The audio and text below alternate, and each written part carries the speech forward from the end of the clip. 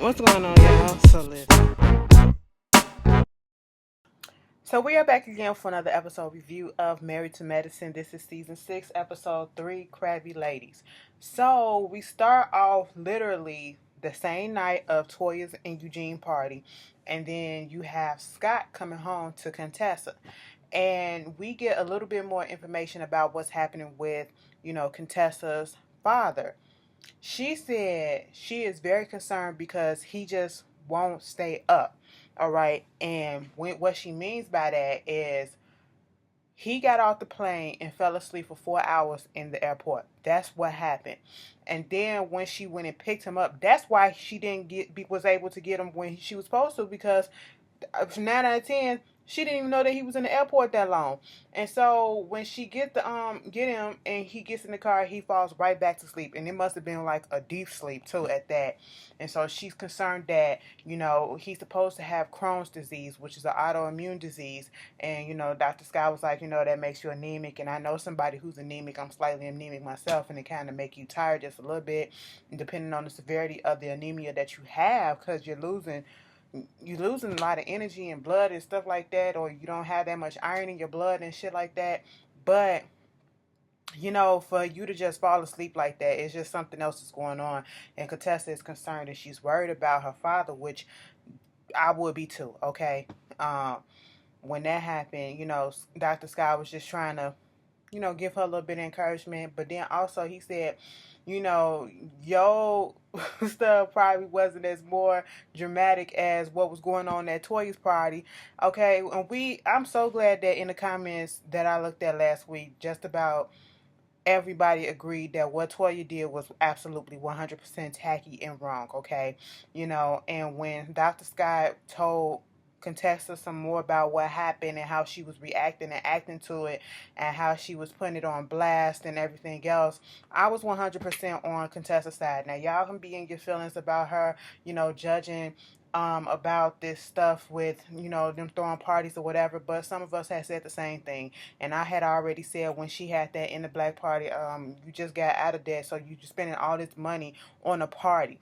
That is wasting money. Okay, and it's not just a simple party. I could see if it was a simple party, you get a little stuff from Party City. Bitch, I got a Uterbrand, I got to shade that. Okay, you get a little simple shit from Party City, a dollar store, whatever, and you hook it up in your own little spare time. No, you spending tens of thousands of dollars on a stupid ass party. Okay, that's where she's coming from, and that's what I agree with too. Now, like Contessa said, everything is not about you, okay? So therefore, I don't give a fuck about a goddamn party when my only father is dying.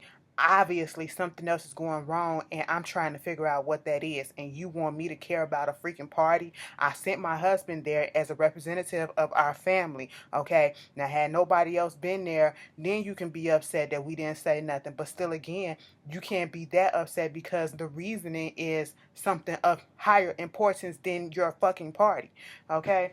But I was like, Contessa, go the fuck off with your new wig and everything. But moving on from that, Jackie and Dr. Heavenly, they get ready to go do some paintball, and they supposed to be going with Quad. They asked for 3 suits, 3 sets of paintball machines. I want to go paintballing so bad. I want to do that so bad. I have never done that. Um, it looks like fun. Like sometimes you just want to shoot a bitch, not really. With some paintball, I don't want to kill nobody. I really don't, cause child, that ain't in my nature. Okay, I see that shit and be like, do y'all watch Snowfall? Pause. Pause this shit.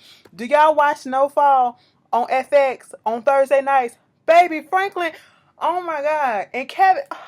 I don't want to give it all away if you didn't watch it, but you need to watch it, okay?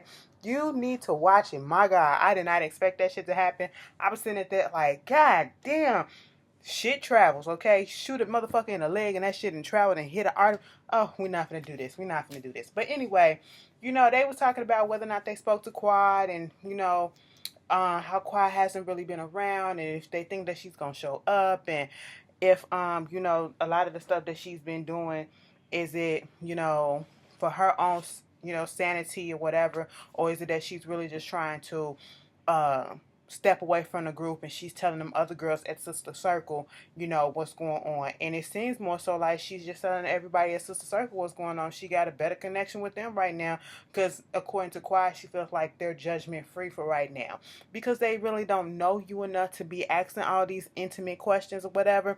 But still, I feel as though, I get it that you want to do stuff on your own time, and that's understandable, but the way that she's going about it, literally blocking people out when they're just trying to call and, invite you here and invite you there. Um, don't send me no message talking about something. Oh, I can't come because I gotta go to a meeting. Ugh, girl, you knew about this shit. You knew you weren't gonna come in the first place. So it is what it is. And it was really nice to see Dr. Jackie and Heavily, because Dr. Jackie and Heavily didn't get along when they first on the first time we seen Dr. Heavily. Okay, she didn't get along with Dr. Jackie, but now that they cool, and for Dr. Heavily to be like, I want to play against this bitch because I just want to win something against this hoe. Okay, and she had to surrender to Dr. Jackie. Dr. Jackie was still good at fucking paintball, better than fucking Heavily. That was cute though. So, we get this scene with Simone and her son, Michael. This is her second son, the youngest one. He's 15 years old and he's trying to get his driver's permit. She was like, no, baby, we not finna go practicing in the Maserati. Nobody touches that Maserati. I said, bitch, I know that's fucking right, okay? Because what you won't do is scratch up my goddamn car that I spend my goddamn money on to treat my goddamn self, okay? But she said, we can give the Jag. And I was like, wait a minute, the Jag? Bitch, that ain't no better, but okay, I guess, she said the Jag like it was a Honda Accord or some shit like that. Like it was a fucking little Ford Focus or a Ford Neo or something like that. I said, all right. She said it got a little bit of scratches and stuff on there. So what's one more scratch and one more bump? I said, rich people, y'all do what y'all gotta do. Y'all in a different class than I can relate to. But, her son was in there trying to do all that stuff. She said, baby, you got to put two hands on the wheel. Why niggas, and why, it ain't even just niggas, okay? It's when we kids or whatever, we get in the car, we get behind the wheel, we thinking we the shit or whatever. So we supposed to be practicing. You supposed to put your hands 10 to 2 or whatever the fuck it is. While we sitting there with one hand like we doing something or whatever the fuck. Put your both hands on the goddamn thing, okay? Because you're going to fail your test when you do that. But anyway, it was cute seeing them, Simone with her son and having that little conversation. When that boy was trying to parallel park, all I could think of was my mama. That bitch can't parallel park for shit, okay? I said, girl, gotta get out. Every time I get in the car with her, I have to get out and we gotta parallel park. When you have to get out and guide, turn your wheel, bitch. Turn your wheel. Okay. That's my mama, but it is what it is. Moving on from that, she had a little conversation with Michael about the state of their marriage. Because she said, Michael is the more sensitive son, and he's the one that has to see most of the stuff that's going on. The other son, he's at college and he's away at college, so therefore he don't have to see all this stuff. And so, he was really upset when they found out that they probably was going to be separating, getting divorced, and he was voicing his opinion how he didn't like the fact that when they had went to his game, they sat on opposite sides of the bleacher, and he's like, that was really stupid. So it was a much needed talk that they needed to have. I appreciate that. I will say this thing going on with Contessa and her father, he finally got up. He was up with the kids, and they come down there to the breakfast table, and they having a conversation. And at one point, I was like, "Why are y'all talking about this in front of these kids?" Okay, kids know more than we let on. What we probably think they know. Okay, but they having a conversation about his health, and he was saying how he did a couple of biopsies. They couldn't find anything. He didn't have multiple surgeries because of the Crohn's disease on his lower and small intestines and stuff, like large and small intestines. And so she said, when you have so many surgeries on your stuff like that, it leaves back a whole bunch of scar tissue, which makes it hard to find certain type of biopsy results. And he, at first they're trying to check and see if he got cancer, because even Dr. Scott was like, for a person that sleeps the way that he sleeps, it reminds him of people that are on chemo, and it just automatically started thinking about, shit that's going on with somebody I know. That's what happens with them sometimes, when they heavy on the chemo, they sleeping a lot, they doing all that stuff. And so I was like, that's probably what it is. He probably do got cancer, and I don't want to wish that on him. Hopefully he don't, but the numbers that he was saying and all that shit, she was like, when he said the PSA or some level was supposed to be around 3 or 4, and the doctor told him that his was like 300, 300. I said, God damn.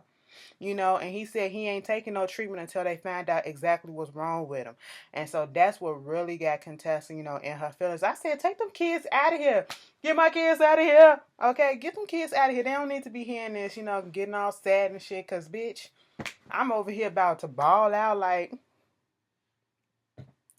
That's the only daddy, he probably wasn't shit growing up, but that's the only daddy that she got, you know what I'm saying? And, I don't think it's fair, like, pray for him, you know what I'm saying? I was in my feelings a bit. I ain't gonna lie, that shit kind of touched my heart. It made me kind of cry a little bit. I had a little misty, I missed it up, because it's something about grown people especially still being there for their parents, you know what I'm saying? And still seeing that childlike innocence in some grown people when it comes to their parents. You know what I'm saying? They like a kid again. And then given their relationship, I can apply anybody who has had a tough relationship with their parents and they're able to put a lot of that aside and work it out and try to build their relationship again, so that kind of did something to me. I ain't even gonna lie, G's get a little misty sometimes too. We get this cute scene, I have to say, is really, really cute with Mariah. So far, Mariah is not annoying the fuck out of me yet, but I'm pretty sure that's going to change. But, we can hold on to it for right now. I can give her the props because this was a cute little scene with her and her daughter. It reminded me of my little sister when she was transitioning from being a little junior high school student to an actual high school student and, wanting to look the part. And I don't want... She used to text me and be like, Mama, why mama put these freaking braids in my hair like these ponytails? Oh, girl, how old am I? She got me looking like I'm 10. I'm 13 years old. I'm about to be 14. Why she still putting this stuff in? Girl, my mama won't let me put my hair down. Okay, well, that's your mama, all right? What the fuck you texting me for? I ain't finna do nothing to it. I don't do hair. You know what I'm saying? But that's what it reminded me of. Her daughter, she's 13 years old. She's about to transition into high school, and she's trying to get rid of her so-called kitty clothing. She wants to appear the age that she is. She don't want people looking at her saying, do you want the kids menu? Because she does look a little childish a little bit. And it was cute, and Mariah was giving her little advice, motherly advice about how her mom had her own birth control because some of the kids around her were pregnant, and she felt offended because she wasn't having sex. She was also skinny and dorky and whatever at her age, and it was a cute little teachable moment. I liked it. It was nice. Then we get this scene with Toya and Eugene. They're going looking for a home that they can actually stay in, and they were talking about their whole financial issues that we had seen throughout the seasons or whatever. And this time they're looking for something that's a little bit more permanent. And so the house was beautiful. I ain't gonna lie, the house was beautiful, but it was out $900,000 out their price range. And I was with Toya at this one point when she said, "So what's the asking price?" They want 22,900. What is it? $2,900,000 for it. Well, that's out of, and then the realtor was like, but that's out your price range. Well, if you knew it was out of our price range, why did you show it to us? And they was falling in love with it too. They was falling in love with the house, and then you gonna sit me down and tell me that it's 900,000 above my price range, and we ain't going over 2 million. Okay, I said, girl, whatever. The realtor would have got cursed out, but it is what it is. They handled that well. They had a little conversation amongst themselves. Toya's just saying she don't want him to not be around the family the way that he needs to, and go through that whole thing where he was working extra hours, just breaking his back, and she was doing shit, to take care of them. She don't want him to have to go through that, but he said he'll make the sacrifice if he have to. But she said, I want you to be able to enjoy the fruits of your labor. And if we try to get this house, we ain't gonna be enjoying no fruit. And then Eugene looked like he used to be back in one of those 90s R&B boy bands. Like, bitch, he looked like he was on Blackstreet or somebody, okay? He giving me one of those type of teas. Like, bitch, he finna just bust out with a mm-hmm, ooh, ooh, ooh. You know, just give me a little give me a little R&B, ooh, on the R&B tip with Eugene. You know what I'm saying? That's what he gives me. But okay, it's cute. So Heavenly is about to have a crab boil, love fest coming out, having the girls get together. And she out there making sure everything is all to the good. She got Laura out there with her, got the bag of crabs. Baby, why do y'all put the crabs in a fucking paper bag where the shit could just, you got liquid in there, you got water, that's liquid. Okay, just in case you didn't know, I have to reiterate it twice. You got juices and stuff, and the crabs themselves, and they goddamn hands. Girl, come on, the clouds going like this and shit. The crab, the crab, the crab. And it just cut through the goddamn bag and the bag just bust. Do you know what video that reminded me of? I don't know if y'all seen this, but it was on Facebook and going around Facebook and Twitter. And I am Zoe, he did a little video to it as well, a little FaceTime video to it. That lady that was in her kitchen trying to cook them crabs, and that crab bag just busted in that whole kitchen, and she was trying to grab it, and she put that beer up in there after she drank some of that beer. That's what that shit was reminding me of, because then Heavenly gonna tell Alora to pick it up for her. I said, girl, that would have been me, because I'm not touching it. No, take the shit out the goddamn, I don't want, no, I'm not finna touch a live thing, okay? Get back at me when it's dead. Simone come up in there trying to get the shit. She couldn't get the stuff. They sitting there talking about Quad and, whether or not she gonna come, and how Simone feels as though Quad is not really being a good friend. And at this moment, it's like, I don't know which side to go to, because I can understand and see everybody's point of view. I can see how Simone can feel as though you're not being a good friend by, I'm trying to check up on you, according to Simone, and trying to see if you're okay, but you can't return a phone call to at least let me know that you're alive, to let me know that you're okay, that you're dealing, and you ain't got to talk about everything with me. I just want to know that you are doing okay, meaning that you are just rocking through it. You know what I'm saying? And she's like, if she don't come, I don't hear nothing, then you either gonna be in the circle or you're gonna be out the circle. When Simone put them boots out and he had $100 bills up in them shoes, I said, rich people shit. Okay, it reminded me of, was it what movie was that? Superfly or whatever, when he was walking with them fish in the goddamn shoes. That's what it reminded me of. And then, everybody started arriving. Contessa arrives, Mariah arrives, and, Contessa gives a little update on her father. Basically said her father does have prostate cancer as well as Crohn's disease, and she was dealing with that. And she said, my thing is, I get off the plane, I go pick up my father, and the first thing on my mind is not going to some bullshit ass party. Okay, it's going to check and see if my father's okay and taking care of him, which it should have been. And Mariah did give her a little bit of advice. She said, that's cool, that's true, but just don't say that it's a bullshit ass party. Don't say that in front of Toya, because that's just gonna amp it all up. Toya get there, and she don't even mention anything to Contessa, and that's how petty it is. And I'm just like, that's some bullshit. Toya, you really think that you ain't. I don't give a fuck. You judging your stuff about loyalty and all this shit.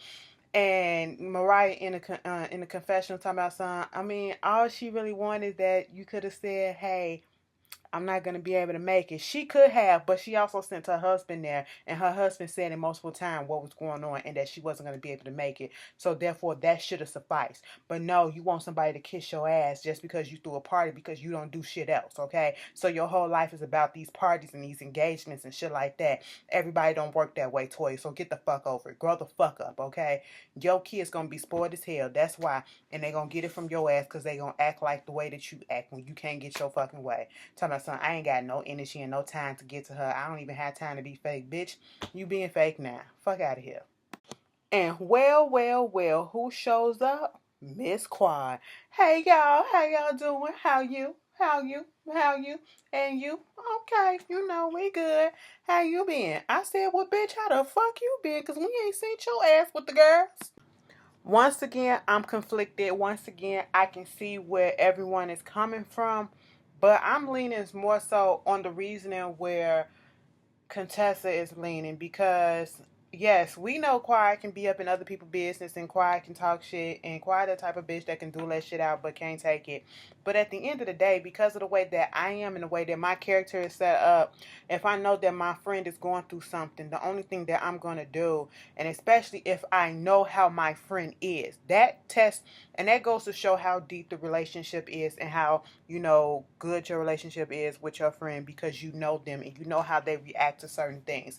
Now, given that these girls known each other for a while, you should know how Quiet probably will react to certain things or whatever. If my friend was going through something like this, I would know automatically that I'm not going to badger them with questions and make them feel bad because they don't want to come around. I will do all that I can to check up on them. Just leave a little text, leave a little call, and just be like, hey girl, I'm calling to check up on you, see how you doing. Call me back whenever you get a chance to. You don't have to do it right away because I know you're going through some heavy stuff. And just know that I'm here. I would just leave a message. I would just leave a text every so often, every day or every other day, just so that they know that yes, I'm still in your corner, but I'm not going to be badgering you and making it so that you have to tell me what's going on in your life, because at the end of the day, just because we're friends, you're not obligated to know what's going on in my life, and I'm not obligated to know what's going on in yours. So therefore, I didn't appreciate the way that Simone was kind of coming at Quiet, and not just because it was Quiet. It could have been anybody else. I don't like when people come at people like that and make it seem as though they have to tell you stuff that's going on in their life. And that's the same way Toy was saying it too. But we here with your girlfriends, you should tell us what's going on. You wasn't doing this and you wasn't doing that. Okay, and she don't have to. She's going through some shit. Give her some fucking breathing room. That's where Jackie was coming at from. That's where Contessa's coming from. And I love the fact that Contessa was like, look, y'all, we are not about to be bringing down this woman. We are not about to have nobody break your spirit or whatever. But I could also get the point where Simone was coming from, where, I'm trying to be there for you, and it looks as though the way that you're acting out and you're dealing with this stuff is as if you're trying to make it seem that it's all about you. You're the only one that's going through some issues, you know what I'm saying? And, you done got you a new set of friends or whatever the fuck. And it's, we're not even as important to you no more, okay? Because you go off with them all the time. And every time we invite you somewhere, you're doing something with them. So I get both sides, but I'm leaning more so to the side that if you don't want to fucking talk and hang out all the time or whatever, I'm going to just let you do you. I'm not going to get pissed off because I got shit to do with myself too, okay? I know you're going through some things. I'll leave you a couple of text messages, a couple of voicemails or whatever, and you get back to me when you get back to me, because I know you're going through some shit, okay? But if you do get that attitude where I see where, Simone kind of probably is getting her thing from, like, y'all, I see you doing this and that with everybody else, but you're not doing it with us, then I can understand that. But that whole shit that went down, and Mariah was trying to give her purse, and then Mariah, just because Quiet didn't want to take the purse, and she said just sit it right there, whether it was on the ground or on the bumper of the goddamn car that was right there. Why are you getting in your feelings just because you came out there talking about some, I was just trying to be nice to your fucking ass, bitch, and all that shit. Like, girl, what? And then you about to hit the girl because when I do something for you, you say thank you. Who the fuck are you talking to, Mariah, like that? Okay, you not nobody goddamn mama but your own kids, and your kids are in bed at home, okay? These are grown-ass women. If she didn't want to take the purse, she didn't want to have to take her own purse. You could have threw that shit on the ground, or you could have took it back to the table, whatever, or just did what she said. Sit it right there, okay? Why get an attitude about it? It ain't your shit, all right? That was nothing to get. See, this is what I'm talking about when I say that, she be so fucking extra and dramatic with shit. She didn't have to get upset in her feelings like that. I didn't understand that. And then when, Heavenly was trying to break that shit up, and then they go into that, and she trying to be like, Quiet, it's me, I'm your friend, and all this stuff, and Quiet slammed that door. I'm like, girl, which one is it? You gonna be pissed off at me because you brought a purse to me or whatever, and I didn't say thank you? Girl, she not obligated. She ain't got to. Okay, it is what it is. She in her feelings right now. I think she just blew that shit up out of proportion. But I thought that was probably Mariah's way of trying to make up for it, because she kind of thought that, maybe I did take it a little bit too far. But I don't know. Tell me how y'all. I know it's gonna be mixed reactions on that part. I already know, but I feel like everybody is doing the absolute most, and it irks me because I can see everybody's side. I can see it when Toya said, "Quiet thing is, she gets upset when people try to call her out on something because we've seen this history. She just cries and walk away, instead of just talking it out. But then you want somebody to stay and talk it out, but are you gonna really let them talk it out, or are you gonna talk over them, or tell them how they should feel, or make them feel bad for doing what they did and they're going through stuff? Like, have you really truly tried to reach out? Like, truly, truly tried to reach out, you know? And I was here for Contessa when Contessa called Toya out too. You talking about something, you want somebody to reach out when you going through some shit, but bitch, you don't reach out when everybody else going through some stuff, okay? Because you sure didn't do it to Contessa, and you ain't gonna do it. I said, Contessa, bitch, you better get on that shit. Contessa, you making me like you. What the fuck? You got everybody trying to be there for quiet. Mariah sit down and try to talk to her. She trying to put the fucking eyelash back on. Heavily been the main one too, trying to talk to her because that's her house or whatever. And Toya come back there with her crab legs, and Simone is just at a point where, and I get where Simone is coming from. Like I said once before people get in the comments and try to twist and say, well, how can you say that Quiet ain't right, that Simone wrong and all this stuff because Quiet do this? I said I could see each and everybody's point of view, and that's what I gave. I'm just saying that I didn't like the approach that Simone did, because sometimes people get in their feelings and act as if they're obligated to know every single thing, but not. But if you're neglecting your friends and you over there, making it seem as if you're in a better place with other people, then I can understand where Simone is coming from, because that is also how it's looking. And that's where Simone's whole point is. Like, you want to be all sister circle, go do that shit with sister circle then, okay? Fuck us, because that's what it seemed like it's happening. But when Quiet was like, this ain't sisterly, none of y'all been sisterly or whatever the fuck, that's when Heavenly had to break her shit. Heavenly was like, fuck this shit, bitch, okay? Take that shit over there to fucking sister circles. Y'all do that shit. You over here talking about something, we ain't sisters and all that stuff. We don't do sisters and shit. Bitch, what the fuck? And I was out here for it. I was here for everything that happened on this episode because it needed to be said from both sides. But if you understand where I'm coming from and understand when I said I can see each side, which side are you leaning more so on? Because, like I said, I get everybody's viewpoint, and I don't think nobody is wrong, really, because that's their viewpoint and that's their opinion.